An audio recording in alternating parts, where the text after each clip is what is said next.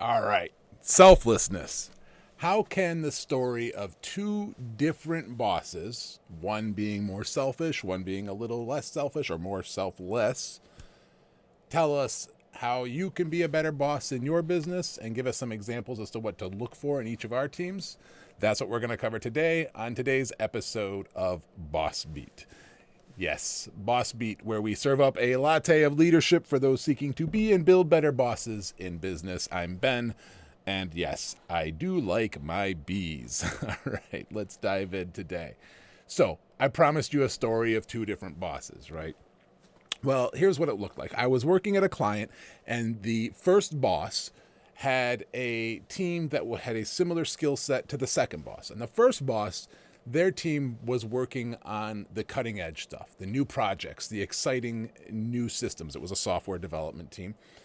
They got to work on all the new projects, get to, innovative ideas. There was more out of the box thinking.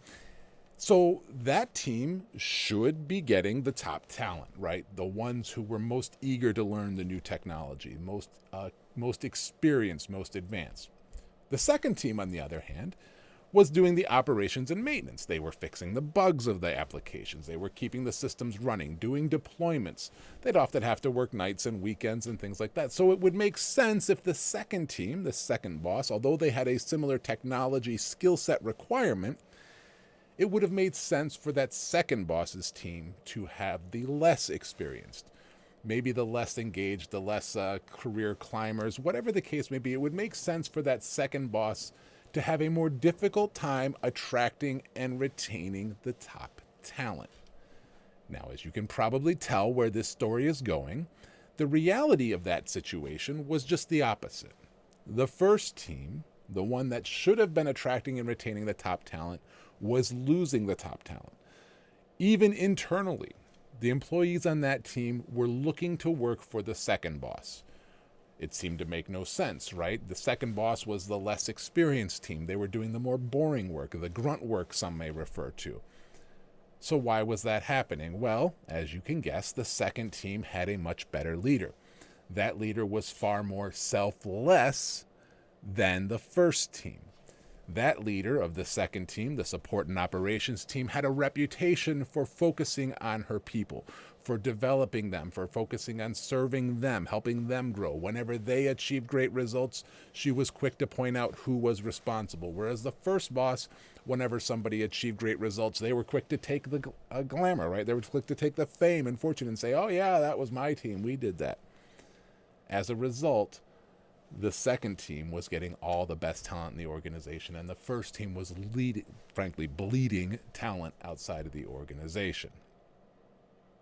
So, how can we look at the attributes of selflessness? How can we look at the pieces of those different bosses and understand what they might be doing that builds up to this selfless or selfish behavior? Well, every principle at Boss Beat has several different attributes supporting them. The first one we're going to cover for selflessness today is being mentor-minded. Look, the reality is most organizations, most leadership experts cringe at even using the term Boss Beat. We leverage it here because that's how people speak, right? A boss is a leader in an organization. But the reason most people don't like the term boss is because it infers a command and control. It infers a sort of selfish behavior, right? But doesn't have to be the reality. Instead, you have to be focused on leading. And a leader, a servant leader, in a boss role, practicing better boss behaviors, is mentor-minded. They focus on mentoring individuals in their organization, not bossing them around, not pushing them and forcing them to do things they may not want to do or be agreed to, although a good leader will often take individuals not where they want to go, but where they need to go or where they can achieve to. So be mentor-minded. Have a focus on your people that says, how am I mentoring them? Not how am I directing them? How am I telling them what to do? How am I mentoring my people? And look for those behaviors in your bosses in your own organizations.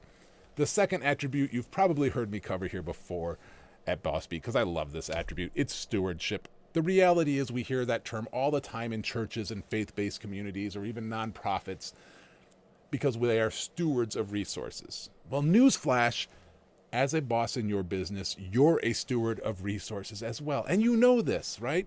It's just become too common for us in business to say my budget, my salary, my team, my people, my programs, my solutions. It's not. Even if you're the owner of your business, right? Even if you own the business, you probably have a board.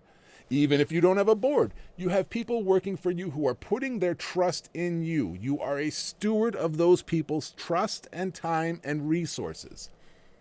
You are a steward of the resources of your business. We've got to get that mentality back in our leaders in business. It's not my budget. It's not my team. It's the budget. It's the team that I am responsible for, that I am entrusted with. Remember to think like a steward in your business. And the last attribute of this principle of selflessness that we'll cover today is humility. And it's one we know about. It's almost a synonym, right, to selflessness, almost. If you're not in it for others, then you're in it for yourself. And you're going to be selfless, right? You're going to be selfish, rather. If you're in it for yourself, you're going to have that humble nature. I like to say good bosses, the best servant leaders, they pull in the blame and push out the fame. So pull in that blame and push out the fame. The next time somebody succeeds on your team, make sure you're pushing out the fame to them. No, I know you said it was our team, and yeah, she's a part of our team, but Carol was really the one who did that job. Carol's the one who deserves the fame. However, on the flip side, when there's somebody to blame on your team, pull that into yourself because you're responsible for them, right? You're the one who put them up to that task. And if they didn't achieve results, the accountability, the buck stops with you. Make sure that you are pulling in that blame. No, I know you said that the team had a problem, or you said that Jackson had a problem with this solution. Jackson's a member of my team. I'm responsible for his work. We will, as a team, figure out the solution and get it resolved. Pull in the blame, push out the fame. That's the cornerstone of a great boss, good boss behaviors. As you seek to build these better boss behaviors in yourself and your team, who can we look to for a great quote on this? Well, look no further than the late, great Robert Greenleaf. He said, "The servant leader is servant first. It begins with the natural feeling that one wants to serve first. Then conscious choice brings one to aspire to lead. This person is sharply different from the one who is leader first." Gang, if you're trying to decide who to promote on your team, there is no better way to look at it than to say, is this person looking to serve first, or are they looking to be a leader? Too often we've confused the concept and people think that a title is something to reach. It's not. It's a commitment to serve others.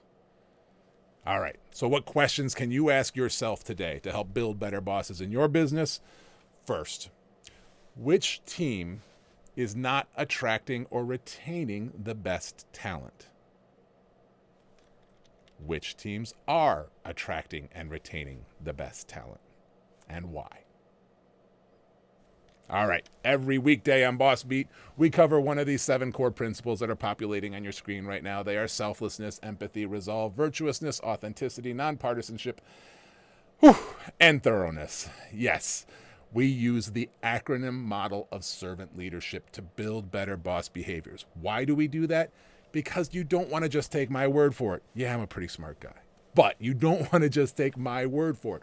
There are tons and tons of great leadership books out there.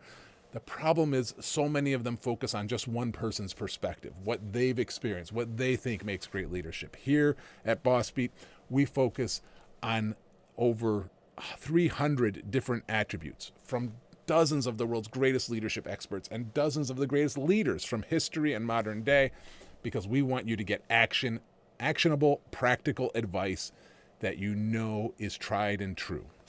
That's what we look for here at Boss Beat. Gang, if you like this sort of advice, please check out modernservantleader.com. There you'll find tons and tons of free information. You'll also find a handful of free courses that are not free, some of them. There is one free course. The rest are paid. You'll see some courses there that I teach, but you'll find tons of free resources. I promise. Most of it's not even email gated. I have a passion for building better bosses. Nobody should have to suffer under bad boss behaviors, gang, including you or the people in your organization. So, whatever you do, until the next time, please, gang, remember, keep serving.